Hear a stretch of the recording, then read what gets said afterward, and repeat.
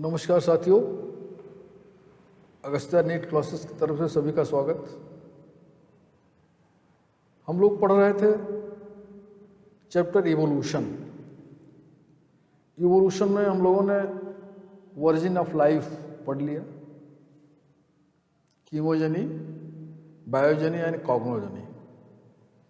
Virgin of life on earth, prokaryotes eukaryotes रूप में complete हो गया हम लोगों का, और जिसको यूरो मिलर ने अपने एक्सपेरिमेंट के द्वारा भी सिद्ध किया था।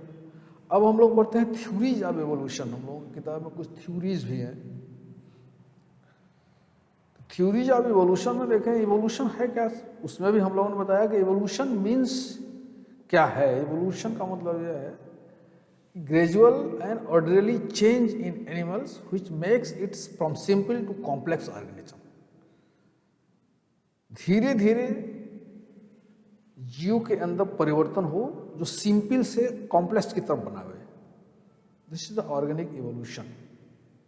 सिंपल से प्रोकैरियोट सेल थी, देन यूकैरियोट्स हुई, देन यूकैरियोट से मल्टी यूकैरियोट्स ऑर्गेनिज्म आए, फिर सेल से टिश्यू बना, टिश्यू से ऑर्गन बने, ऑर्गन से बॉडी बनी। तो ये हमारा देख रहे हैं सिंपल से कॉम्प्लेक्स की तरफ डेवलपमेंट हो रहा है।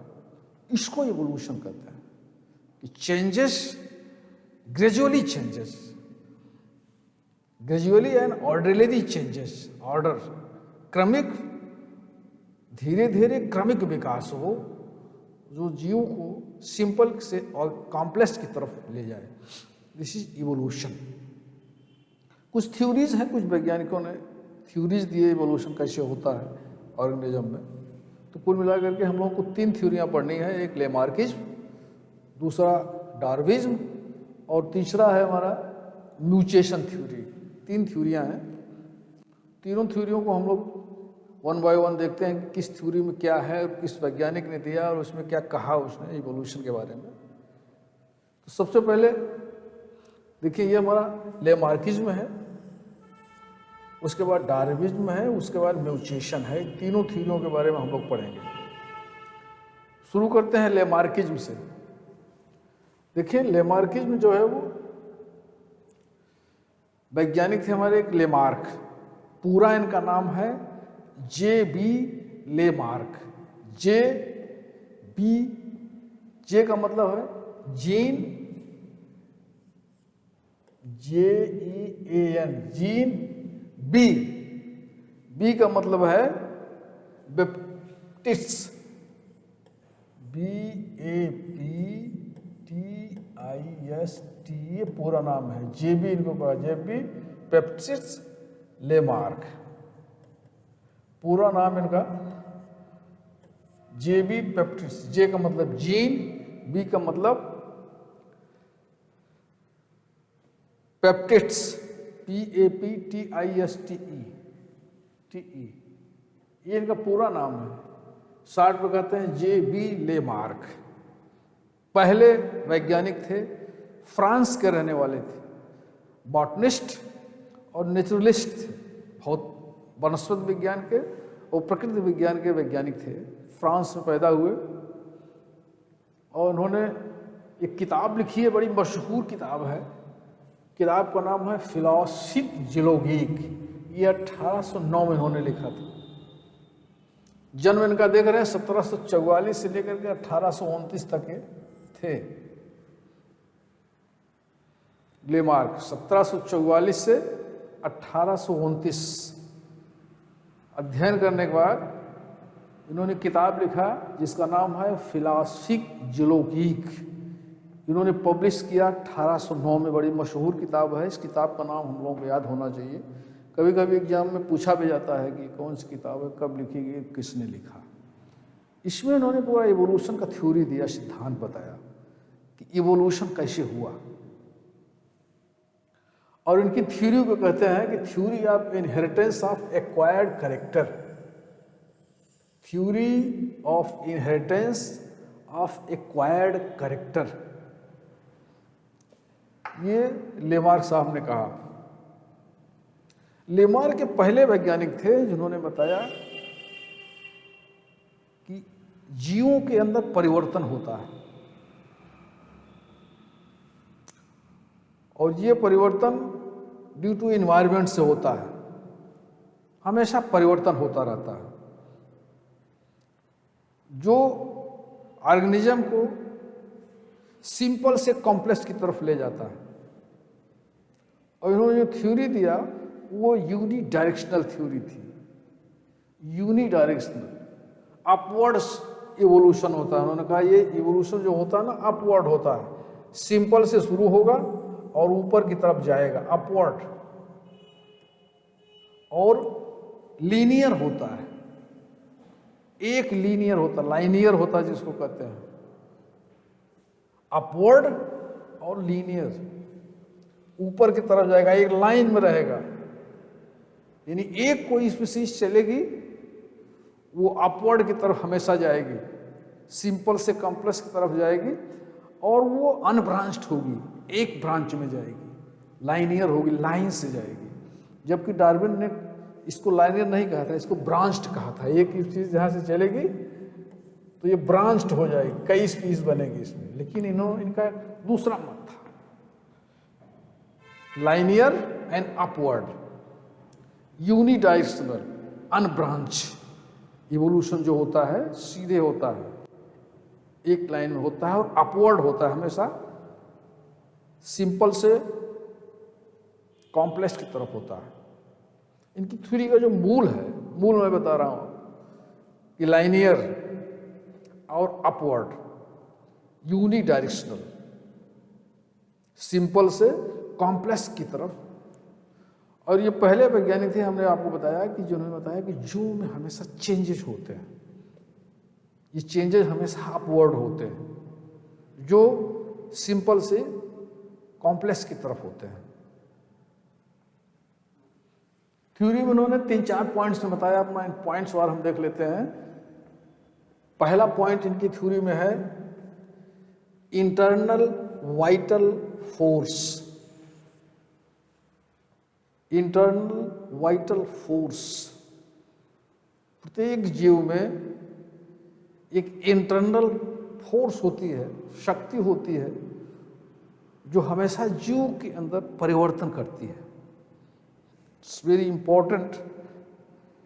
हर जीव के अंदर, चाहे वो छोटा जीव हो, चाहे वो बड़ा जीव हो, चाहे वो सिंपल हो, चाहे वो कॉम्प्लेक्स हो, हर तरह के जीव में उसके अंदर में आंतरिक शक्तियां होती हैं जो हमेशा परिवर्तन करती रहती है।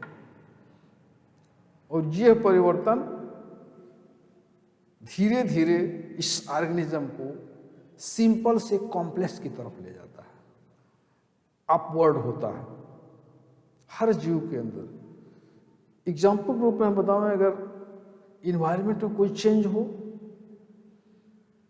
तो फिर उस ऑर्गेनिज्म के अंदर, उस जीव के अंदर भी आंतरिक शक्तियां होती हैं जो चेंज करती रहती हैं,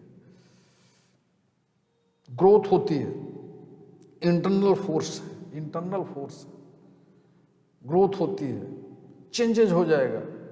ये चेंज किस पर निर्भर होता है? इन्वायरमेंट पर। जैसे जैसे सराउंडिंग इन्वायरमेंट बदलेगा, वो जीव जो उस सराउंडिंग में रह रहा है वो धीरे धीरे अपने को उस सराउंडिंग से, उस इन्वायरमेंट से एडजस्ट करने के लिए अपने अंदर चेंजेस लाएगा।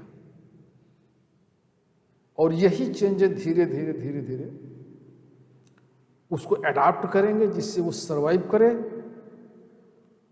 और यही चेंज धीरे धीरे उस ऑर्गेनिज्म में, उस जीव के अंदर जो बढ़ते जाएंगे तो वो एक नई स्पीसीज बन जाएगी, धीरे धीरे वो कॉम्प्लेक्स की तरफ जाएगा। ये उन्होंने बताया कि इंटरनल वाइटल फोर्स हर जीव के अंदर होता है, दिस इज द प्रिंसिपल। ये पहले पॉइंट में उन्होंने एक्सप्लेन किया कि इंटरनल वाइटल फोर्स।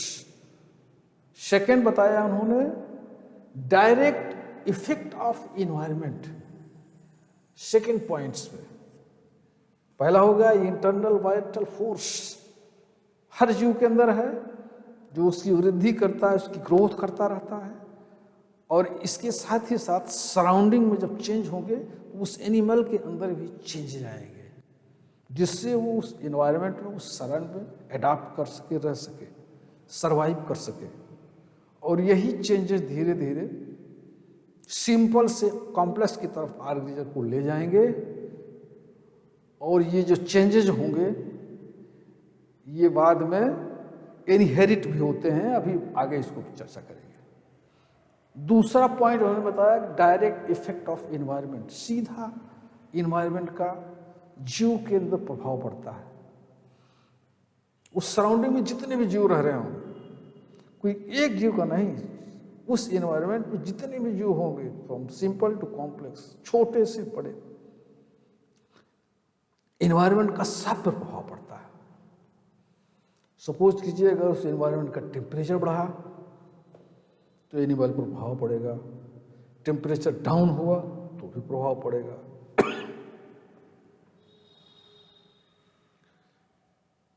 किसी तरह से कोई और इन्वायरमेंट में फूड, भोजन की कमी हुई या भोजन की अधिकता हुई, उस ऑर्गेनिज्म से related food, space, temperature, environment का और किसी तरह का जो चेंजेज होगा, उस सब का सब जो चेंज होगा वो उस सराउंडिंग में जो एनिमल्स रह रहा है उस पर सीधा प्रभाव पड़ता है। और उस प्रभाव के नाते इंटरनल फोर्स जो है उस जीव के अंदर चेंजेस लाएंगे। उस चेंजेस लाने से वो जीव एडाप्ट करेगा जिससे उस सराउंडिंग में रह सके। तो ये क्या हुआ, डायरेक्ट इफेक्ट ऑफ इन्वायरमेंट, सीधा सीधा प्रभाव पड़ता है ऑर्गेनिज्म पे। ये लेबार्ट साहब ने सेकेंड पॉइंट में एक्सप्लेन किया अपनी फिलॉसफी जूलॉजी की किताब में। अगर आप इसको चाहेंगे नेट पर सर्च करेंगे तो किताब आप उसको मिल जाएगी, फिलॉसफी जूलॉजी की। तो इंटरनल वाइटल फोर्स, उसके बाद डायरेक्ट इफेक्ट ऑफ इन्वायरमेंट, सीधा प्रभाव पड़ा। अगर इन्वायरमेंट चेंज हुआ तो उस जीव के अंदर भी इंटरनल फोर्स हैं, वो चेंजेस करेंगे, वो चेंजेस परिवर्तन लाएंगे। ये चेंजेस, ये इफेक्ट किसी तरह से हो सकता है, due to food, due to temperature, due to environment pressure, due to any effect. Suppose कोई ट्रेजेडी हो गई, बाढ़ आ गई, भूकंप आ गया, पानी बरसात हो गई, टेम्परेचर बढ़ गया, डाउन हो गया, भोजन की कमी हो गई, या उस सराउंडिंग में उससे रिलेटेड कोई एनिमी आ गया, उसका कोई इन्फेक्शन आ गया, उसका कोई दुश्मन आ गया, वहाँ किसी भी तरह का जो इन्वायरमेंट में चेंजेज होगा उसका जीव के अंदर सीधे प्रभाव पड़ेगा। और उसके नाते जीव के अंदर इंटरनल फोर्स चेंजेज हो जाएंगे और कुछ चेंज होंगे जिससे वो इन्वायरमेंट में रह सके। थर्ड पॉइंट पे आते हैं।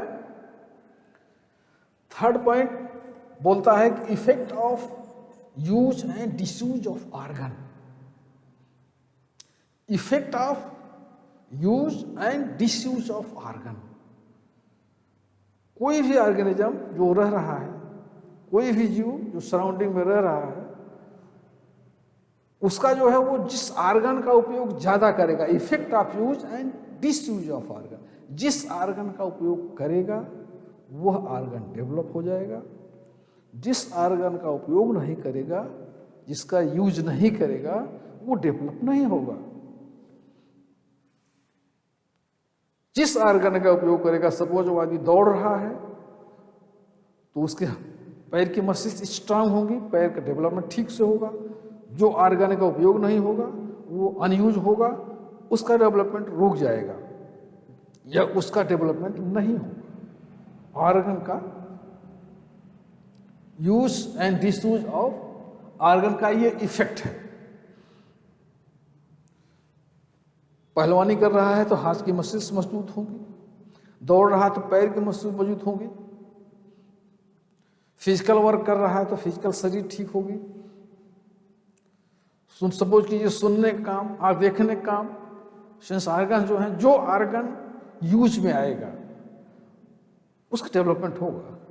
जो ऑर्गन यूज नहीं आएगा, जिसका प्रयोग नहीं किया जाएगा, वो धीरे धीरे उसका डेवलपमेंट नहीं होगा, धीरे धीरे वो रुक जाएगा डेवलपमेंट उसका। ये कहने का मतलब है इनका तीसरे पॉइंट में कि effect of use and disuse of organ. Fourth point है inheritance of acquired character, it's very important. इसी पे इनकी पूरी थ्योरी का नाम हो गया, theory of inheritance of acquired character.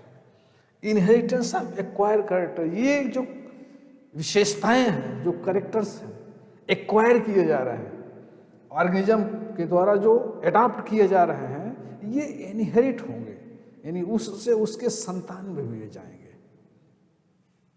जो भी चेंज हो रहे हैं बॉडी के अंदर, जो भी चेंज होंगे, वो चेंज को एक्वायर्ड चेंज कहेंगे। एनिमल जो है, वो बॉडी जो है, जीव है, वो स्वयं उसको एक्वायर कर रहा है, उस विशेषता को स्वयं एक्वायर कर रहा है, बना रहा है। क्यों? क्योंकि due to internal force, direct effect of environment, effect of use and disuse of organ, इसके नाते नई नई कैरेक्टर्स, नई नई विशेषताएं डेवलप होंगी। और ये विशेषताएं इसी जीव तक नहीं सीमित होंगी, बल्कि ये इनहेरिट होंगी, यानी इसके माध्यम से इसके बच्चों में भी ये विशेषताएं जाएंगी। ये चारों पॉइंट में लेमार्क ने फिलॉसफिक जूलॉजी में अपनी थ्योरी को एक्सप्लेन किया। इस तरह से इवोल्यूशन होता है। अब जब ये कैरेक्टर्स जाएंगे तो जो पीढ़ी दूसरी पीढ़ी वाली आ रही, पहली पीढ़ी से थोड़ा भिन्न होगी। इसी तरह से दूसरी पीढ़ी में भी इन्हीं फैक्टर्स के नाते, इसी चारों पॉइंट्स के नाते जो चेंज होंगे, वो चेंज भी उस दूसरी पीढ़ी में जाएगी।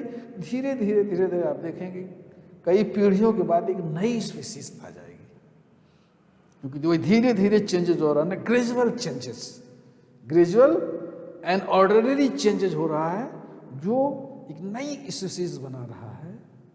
ये यूनिक, ये लाइनियर हो रहा है एंड अपवर्ड हो रहा है, अपवर्ड हो रहा है, ऊपर की तरफ जा रहा है, लीनियर हो रहा है, अनब्रांच्ड है, अनब्रांच की तरफ जा रहा है। डार्विन और लेमार्क की थ्योरी में यही मूल अंतर था। उन्होंने बताया था नहीं, अनब्रांच नहीं होता है, वो ब्रांच में होती है। एक स्पीसीज यहाँ से डेवलप होगी तो यहाँ जाकर के कई स्पीसीज बनेगी, एक सिस्टर कई स्पीसीज में बन जाएगा। लेकिन इनका मत कुछ दूसरा था कि वो एक ही रहेगा,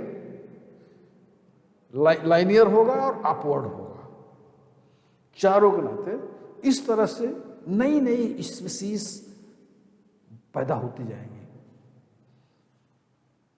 ये मेरा ख्याल है कि आप समझ गए होंगे लेमार्क का जो सोचना था, जो कहना था फिलॉसफिक जूलॉजी में। उसके बाद उन्होंने एग्जाम्पल देकर समझाया भी। एक एग्जाम्पल बढ़ाया इन्होंने जिराफ का दिया था, दूसरा इन्होंने स्नेक का दिया था। जिराफ के बारे में इन्होंने बताया एक समय ऐसे था, जिराफ उसके चारे जो है खाने के जो चारे थे, पौधे थे, वो छोटे छोटे थे, तो जिराफ आराम से उस पौधे को, चारे को खाता था। धीरे धीरे जब कम होने लगा, इसकी गर्दन, अब जो ऊंचे पौधे थे उसको लोने के लिए इसमें गर्दन को ऊंचा उठाने लगा, तो धीरे धीरे इसकी गर्दन, अब देखिए फिगर में बड़ा अच्छा समझाया। पहली स्टेज में क्या था, जिराफ गर्दन इसकी छोटी थी क्योंकि इसको चारे जमीन पे मिल जा रहे थे। धीरे धीरे कम हुए, इसकी गर्दन चारे पाने के लिए ऊंचे पौधों से चारा लेने के लिए अपनी गर्दन को उठाना शुरू किया। देखिए अब देखिए दूसरे स्टेज पे इसकी गर्दन थोड़ा ऊंची होने लगी। तीसरी में जो और हुआ तो और गर्दन ऊंची हुई। फोर्थ पे देखिए और गर्दन ऊंची हुई, और फिफ्थ पे देखिए गर्दन काफी ऊंची हो गई जिराफ की। ये due to use and disuse of organ and effect of environment और internal force, vital force. Environment में चेंजेस आए, चेंजेस आने से जो चारे, उसको जो खाने की चीजें उसको जमीन पर मिल रही थी, चेंज हो रहा है। इंटरनल वाइटल फोर्स काम किया, चेंजेस शुरू हुआ, effect, direct effect of environment हुआ, effect of use and disuse organ हुआ, और ये कैरेक्टर्स फिर दूसरी पीढ़ी में गए। इसलिए जिराफ की गर्दन ऊंची क्यों थी? शुरू में ऊंची नहीं थी, प्रारंभ में ऊंची नहीं थी, धीरे धीरे धीरे धीरे उसकी गर्दन ऊंची हुई। देखें, ये गर्दन है हमारी जिराफ की। वर्जन नेक, जो नेक हमारा एंसेस्टर था उसका नेक ये है। उसके बाद देखेंगे हायर ट्री, जैसे जैसे हायर ट्री हुई, नेक टू रीच लीव्स, पत्तियों को खाने के लिए इसकी गर्दन ऊंची उठी। फिर देखे हैं स्टोटिची ऊपर हुई और ये अंदर जाकर के लंबी, इसकी गर्दन लंबी हो गई, प्रोग्रेसिव लॉन्गर हो गई। दोनों एग्जाम्पल ये जिराफ का दे करके उन्होंने अपनी थ्योरी को बेहतरीन समझाया कि this is the theory of acquired of inheritance character, यानी जो करेक्टर एक्वायर होंगे वो तुरंत इनहेरिट होंगे, दूसरी पीढ़ी में ये चले जाएंगे। दूसरा एग्जाम्पल उन्होंने स्नेक का दिया कि स्टार्टिंग में स्नेक के पैर होते थे, देखें ये पैर होते थे, जमीन पे चलते थे। धीरे धीरे जब ये बिल में जाने लगे, सुरंगों में रहने लगे, तो इनके पैर का यूज नहीं होने लगा, तो ये धीरे धीरे खत्म हो गए। आज स्नेक्स के अंदर पैर इसलिए नहीं है क्योंकि उस पैरों का यूज नहीं हो रहा था, यूज ना होने से वो रुक गए, वृद्धि उनकी खत्म हो गई। तो इस तरह से इन्होंने दो एग्जाम्पल दिए, स्नेक के, जिराफ के, और दोनों एग्जाम्पल दे करके अपनी थ्योरी को बताया, समझाया इन्होंने कि this is the theory of inheritance of acquired character. ये पूरी थ्योरी आई होप कि आप समझ गए होंगे। लेमार्किज्म यही है। इसकी आलोचना भी हुई।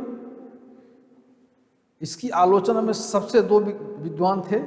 थ्योरी को बाद में अप्रूव नहीं हुई, डिसअप्रूव हो गई, थ्योरी को रिजेक्ट कर दिया गया। हालांकि ये आज की डेट में अप्रूव नहीं, लेकिन हमको थ्योरी जानने की जरूरत है कि आखिर लेमार्किज्म है क्या, इनहेरिटेंस ऑफ एक्वायर्ड कैरेक्टर है क्या। इस चारों पॉइंट्स में एग्जाम्पल से उन्होंने समझाया। इसकी आलोचना हुई, क्रिटिसाइज हुआ। क्रिटिसाइज होने में दो वैज्ञानिक थे। पहले वैज्ञानिक का नाम है, जो इसको क्रिटिसाइज किया, आलोचना किया इसकी, उस वैज्ञानिक का क्या नाम है? क्यूबियर, CUVIER,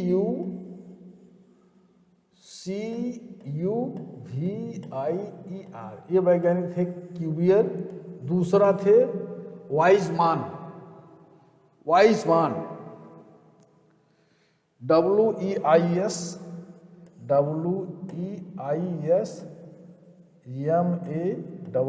ये दो वैज्ञानिक थे, वीजमान और क्यूबियर। उन्होंने इनके थ्योरी को क्रिटिसाइज किया, आलोचना किया इसकी, और एग्जाम्पल देकर समझाया उन्होंने कि ये थ्योरी गलत है, रिजेक्ट है। क्यों? वीजमान तो ये कहा कि लेमार्क साहब ये कह रहे हैं कि जिस आर्गन का उपयोग होगा वो मजबूत होगा, और जिस आर्गन का यूज नहीं होगा वो जो उसका डेवलपमेंट नहीं होगा, और ये एक्वायर्ड थ्योरी इनहेरिट होगी। उन्होंने कहा उस तरह से तो लोहार जो होता है उसका हाथ मजबूत होता है, मेहनत करता है, उसके बच्चे में भी हाथ मजबूत होना चाहिए। ऐसा नहीं हुआ। विद्वान का लड़का विद्वान होना चाहिए, ऐसा नहीं होता है। मरीज का लड़का मरीज होना चाहिए, ऐसा तो होता नहीं कि जो कैरेक्टर एक्वायर किए जाएंगे वो इनहेरिट होगी। ये हर कैरेक्टर इनहेरिट नहीं होते हैं। बीजमैन ने कहा, बीजमैन ने चूहे की पूंछ को काट करके देखा, 20-22 पीढ़ियों पे चूहे की पूंछ को काटते रहे कि अब चूहे की पूंछ कट गई तो इसके दूसरी पीढ़ी में भी चूहे की पूंछ नहीं होगी, लेकिन वो पूंछ होती गई। उन्होंने कहा कि ना, ऐसा नहीं है कि जिस आर्गन जिसका यूज न हो या जो कैरेक्टर एक्वायर होंगे सब इनहेरिट हों, ऐसा नहीं है। नहीं तो इस तरह से होता तो पहलवान का लड़का पहलवान, मरीज का लड़का मरीज, विद्वान का लड़का विद्वान। पूंछ काटते गए, पूंछ विहीन चूहे हो जाते। तो ऐसा नहीं है। उन्होंने जबरदस्त आलोचना किया। और वीजमान ने एक अलग से थ्योरी दिया इनको समझाने के लिए। उन्होंने कहा जर्म प्लाज्म थ्योरी एक है, germ plasm theory, germ plasm theory. इन्होंने कहा प्रोटोप्लाज्म दो तरह के होते हैं। पहला होता है जर्म प्लाज्म। जर्म प्लाज्म ये जो है हमारे सेक्सुअल ऑर्गन में सेल्स होती हैं, उसके जर्म प्लाज्म होता है। और दूसरा होता है सोमैटोप्लाज्म, जो सोमैटिक बॉडी में होता है, सोमैटिक ब्लड, सोमैटोप्लाज्म। इन्होंने कहा सोमैटिक जो शरीर की बॉडी होती है उसका जो प्रोटोप्लाज्म होता है उसको सोमेटोप्लाज्म कहते हैं।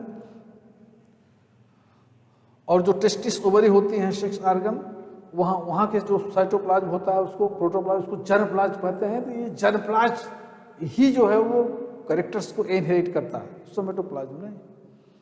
हर कैरेक्टर इनहेरिट नहीं होगा, वो कैरेक्टर इनहेरिट होगा जिसका प्रभाव जर्मप्लाज्म में पड़ेगा। जर्मप्लाज्म थ्योरी दे करके इन दोनों वैज्ञानिकों ने लेमार्क की थ्योरी को आलोचना किया। क्यूवियर भी, उन्होंने टेरेस्ट्रियल फॉसिल का एग्जाम्पल दिया, फॉसिल का एग्जाम्पल देकर के क्यूवियर ने बताया ना ऐसा नहीं होता है कि क्वाड कैरेक्टर इनहेरिट नहीं होते हैं। तो वीजमैन और क्यूवियर दोनों ने वैज्ञानिकों ने इस थ्योरी को क्रिटिसाइज करके ये बताया कि ये थ्योरी गलत है, फॉल्स है इस, और ये अप्रूव भी नहीं है। तो आई होप कि आप ये लेमार्क की थ्योरी समझ गए होंगे चारों पॉइंट्स में, उनकी किताब का नाम और पूरा नाम उनका, और ये दोनों वैज्ञानिक जो वीजमान हैं और क्यूवियर हैं जिन्होंने आलोचना किया। वीजमान, ये हुआ हमारा फर्स्ट लेमार्क की। आई होप आप लेमार्क की समझ गए होंगे। एक आध दो क्वेश्चन कभी कभी इससे भी आ जाते हैं, और ये हमें थ्योरी जानना था, भले रिजेक्ट हो गई, इसके बारे में मुझे जानना था, हम लोग समझ लिए। Thank you.